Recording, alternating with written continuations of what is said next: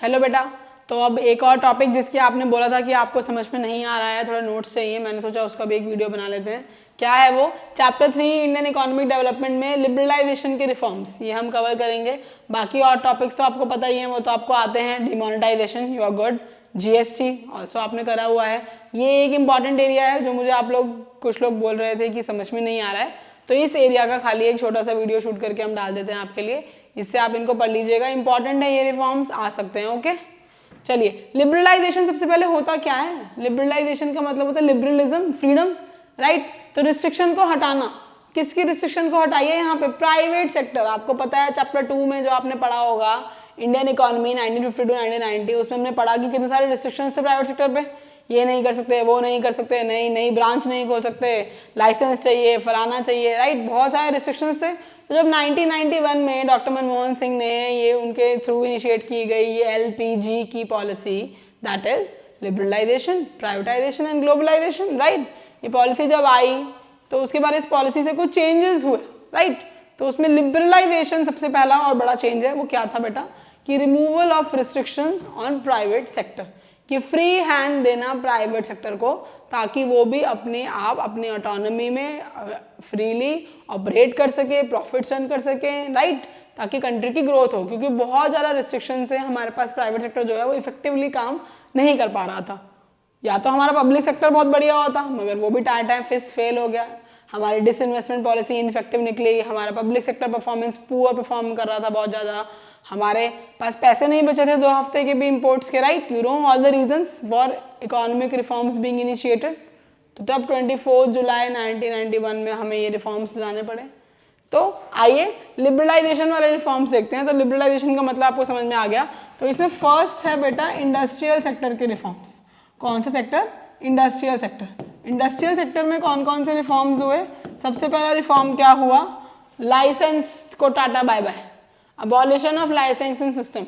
तो सिर्फ अब 5 इंडस्ट्रीज ऐसी बच गई जिनको लाइसेंस चाहिए, उसके अलावा लाइसेंस खत्म हो गया, अबॉलिशन कर दिया या रिडक्शन कर दिया। Only 5 are there now which require licence. Rest any business you want to start there is no licensing requirement as such. What are these 5? Basically brewery and alcohol, cigarette and tobacco, industrial explosives, chemicals and defense. These 5 are the areas if you want to start such a business you need a license. Otherwise in all other areas you are free to start a business without obtaining a license, right? एक तो ये कर दिया। दूसरा reduce कर दिया role किसका? Public sector का। कैसे?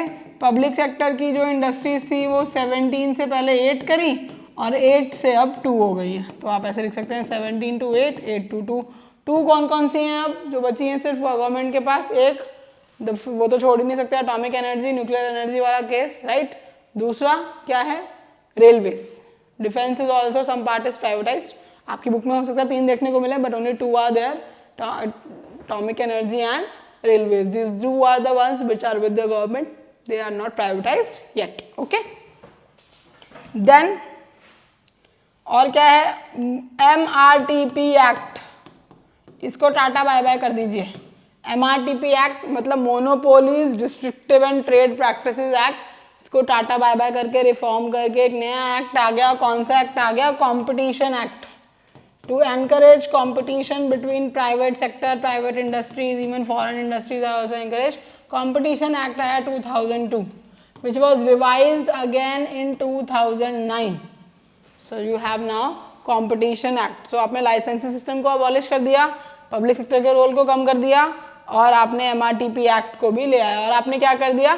डिसइन्वेस्ट, जो आपने वो किया था ना रिजर्वेशन, डी रेजर्वेशन कर दिया। अब आपने किसके लिए? स्मॉल स्केल इंडस्ट्री के लिए।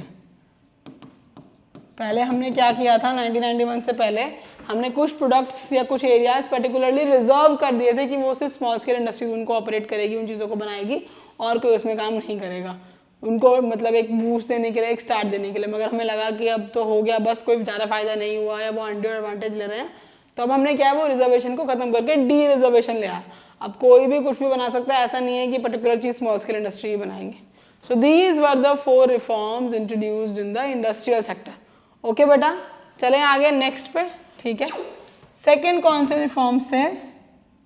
Financial sector reforms. Financial sector में सबसे पहले कौन आता है? फाइनेंस की बात सुनते सबसे पहले एक चीज हमारे दिमाग में आती है, एक नाम, जो कि क्या है? RBI, reserve bank of India, the central bank, right. So इसका रोल सबसे पहले हमने चेंज किया फ्रॉम रेगुलेटर टू फैसिलिटेटर। पहले क्या था, ये चील की तरह नजर रखता है टीचर की तरह, या स्ट्रिक्ट टीचर कि आपको मॉनिटर करेगा, गलती करने पे पनिशमेंट देगा, आपको इसी के हिसाब से चलना है। तो अब वो था पहला रेगुलेटर। अब ये क्या हो गया, आपका मेंटर हो गया, आपका मतलब कमर्शियल बैंक्स का। अभी उनको गाइडेंस दे रहा है, उनके लिए हेल्पिंग हैंड प्रोवाइड कर रहा है, उनके काम को फैसिलिटेट कर रहा है, उनके काम करने के तरीके में हेल्प कर रहा है।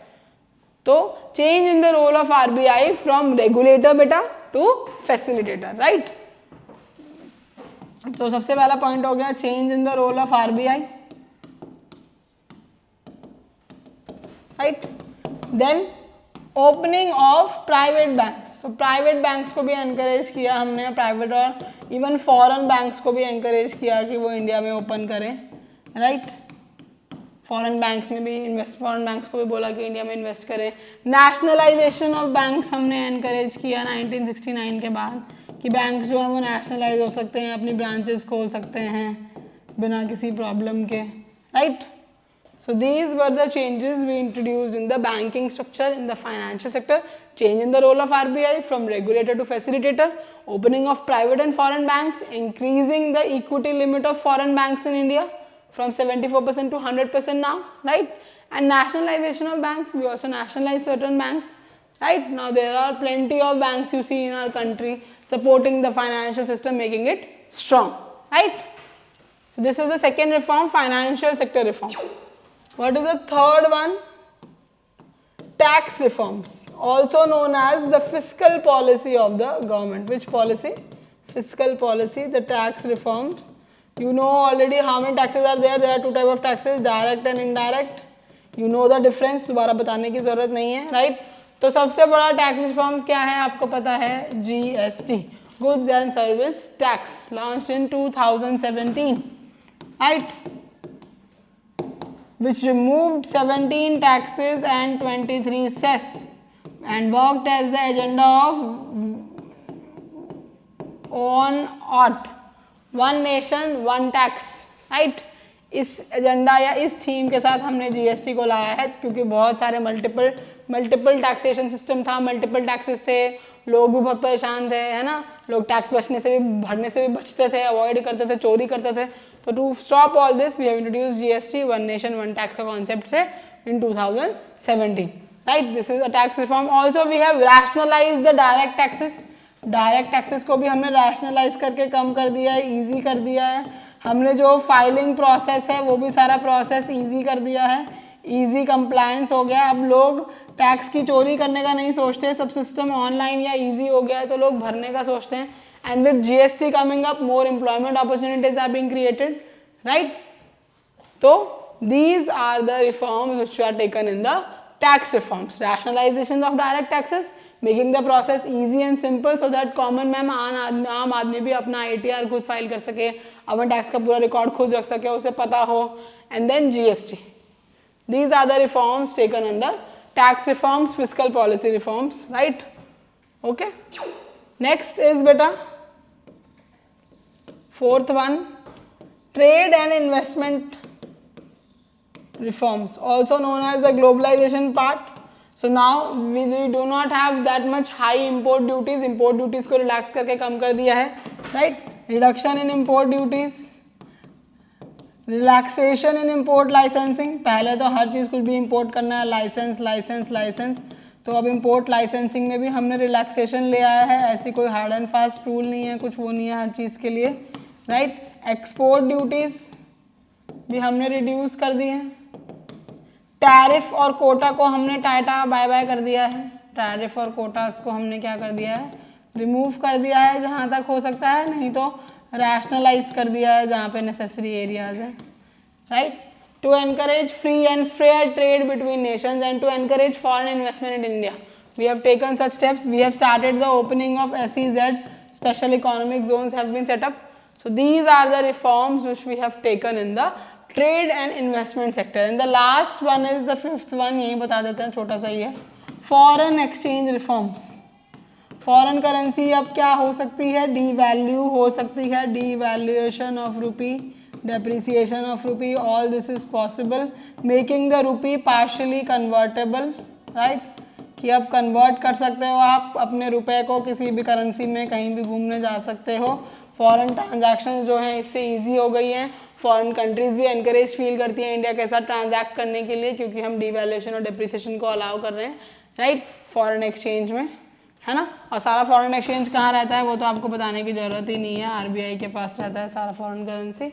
Okay, so these are the various reforms of liberalisation. Okay बेटा, ये इंपॉर्टेंट एरिया है, इनमें से कोई भी 2 रिफॉर्म्स आने के चांसेस हैं, आपको पता होना चाहिए, तो इस कॉन्सेप्ट को क्लियर कर लीजिए। बाकी privatisation is again easy, globalisation also you have studied from long time, उसके फेवर और उसके अगेंस्ट को पढ़ लेना एक बार ग्लोबलाइजेशन के। And one more thing, why should India be a member of WTO, या should India be a member of WTO, comment, so you can write yes, most favoured nations का कॉन्सेप्ट लिख सकते हैं, और इंडिया की power as the biggest democracy, वो सब आप मेंशन कर सकते हैं उसमें, राइट। WTO कब आया, 1995, उससे पहले क्या था, गैट, वो कब आया था, 1948। So like this you can do. Okay बेटा, okay, keep preparing, we will keep posting videos for you, bye.